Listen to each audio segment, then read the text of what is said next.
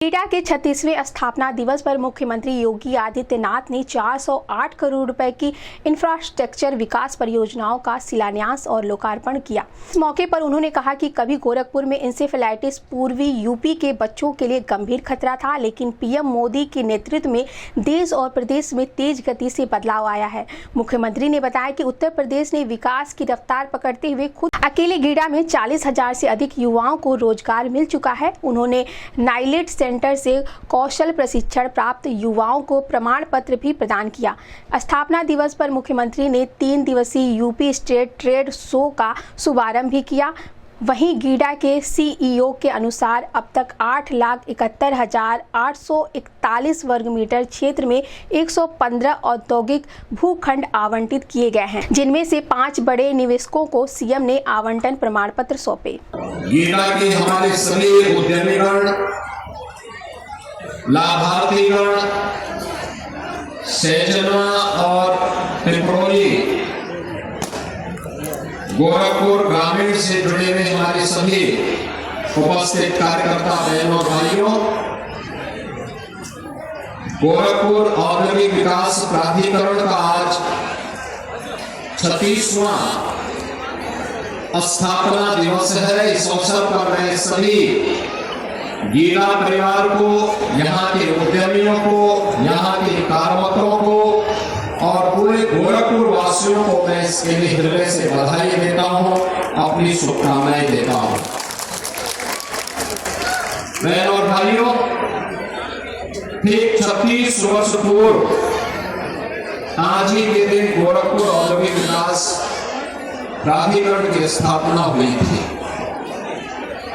लेकिन स्थापना के साथ ही इस पे कुछ बीमारियों ने भी हमला प्रारंभ कर दिया था। 1989 से लेकर के 1998 तक औद्योगिक गतिविधियां गीडा में लगभग शून्य रही। धरना प्रदर्शन चलते थे, गोलीकांड होते थे, अव्यवस्था चलती थी, न सरकार का विजन था और न ही यहाँ पर कोई कार्य करने की इच्छा शक्ति। परिणाम गीडा तो चल नहीं पाया था, लेकिन गोरखपुर का खाद कारखाना बंद हो गया था। गोरखपुर में इंसेफेलाइटिस की बीमारी कहर बनकर के पूर्वी उत्तर प्रदेश के बच्चों को निकलती हुई दिखाई दे रही थी, लेकिन देश के अंदर जब प्रधानमंत्री मोदी जी का यशस्वी नेतृत्व प्राप्त हुआ, आज हम नए बदलते हुए भारत को देख रहे हैं।